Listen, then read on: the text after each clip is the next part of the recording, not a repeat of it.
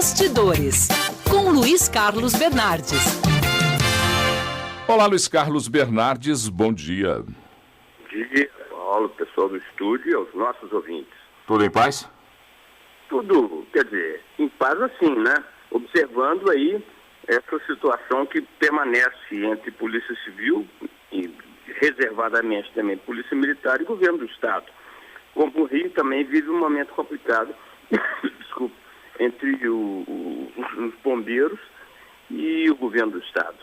Luiz Carlos, essa greve dos policiais civis, esse não aceitação das propostas do governo, o governo volta atrás, reduz o plantão, não reduz o plantão noturno nas delegacias e os policiais civis dizem que não conseguem mais atender as necessidades da população com o contingente da Polícia Civil. Tem muita gente na Polícia Civil que já está também terminando seu plano de carreira, né? E isso também pesa um pouco, porque aumenta o número de policiais civis com menos determinação para o trabalho. Isso também tem que se pensar e discutir, não? Sem dúvida. Agora, eu acho que estourou nesse governo, o governo Anastasia, que até agora é um governo sério, correto, com planos aí, inclusive, de diversificar a economia mineira, mas sobrou para ele, eu acho que ele vai ter que dar essa solução, essa questão dos policiais civis e militares, uma questão salarial não só em Minas, mas em outros estados brasileiros, que se agravou depois que no final do governo Fernando Henrique ele definiu aumentos fortes para a Polícia Federal e o governo Lula executou aumentos merecidos. Então a Polícia Federal deu um salto salarial e um salto de desempenho com 150, 160 mega operações, só lembrando que o policial federal que entra ganha em torno de 6 mil, e o delegado entra ganhando em torno de 14 mil, ou seja, o nível de corrupção diminui muito e o empenho e a estruturação melhoram muito.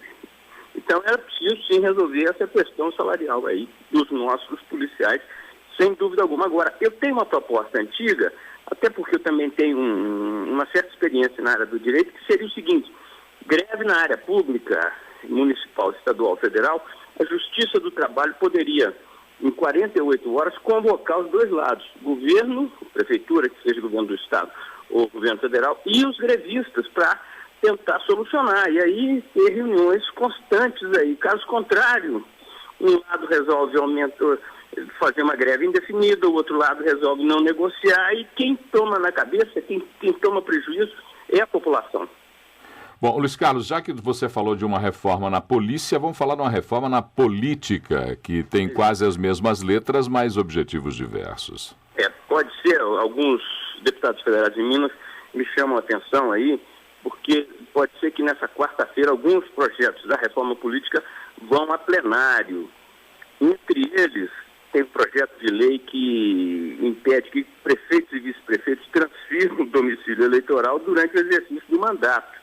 Isso está certo, quer dizer, o sujeito é prefeito de uma cidade. Durante o mandato ele vai se transferir para outra cidade, complicado, né? Outra coisa, e isso aí vai dar muita polêmica, mas também é uma discussão importante, é o que deve ser debatido quarta-feira de manhã no Congresso, aumentando para 5 anos o mandato de presidentes, governadores e prefeitos, e acabando com a reeleição, porque muita gente avalia que a reeleição não deu certo, principalmente esse modelo de reeleição em que os mandatários não precisam se desincompatibilizar. É o modelo norte-americano, mas lá a política tem perfis diferentes de uso da máquina e tudo. Então, vai ser discutido o fim da reeleição. Eu ainda espero que haja projetos na reforma política dando mais transparência e evitando aí essa coisa da corrupção toda hora no âmbito federal, em âmbitos estaduais ou municipais.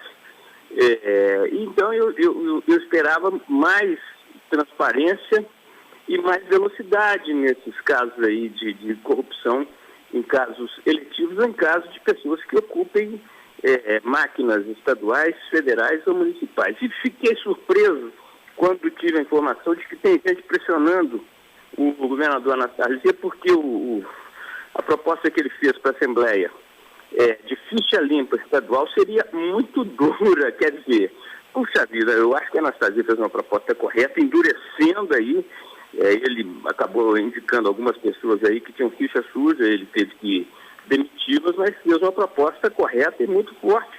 E aí estaria recebendo pressões para afrouxar a ficha limpa, para deixar a ficha menos limpa. Incrível como é que essa coisa da corrupção, se a sociedade não rebater forte, ela ela entra para o cenário tranquilamente da política brasileira como se fosse uma coisa normal, e não é normal, e a sociedade tem que protestar.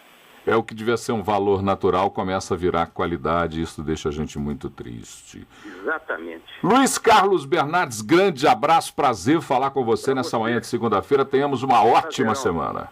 Prazer, Paulo, e vamos ver o que acontece na quarta-feira lá no Congresso Nacional. Com certeza, grande abraço.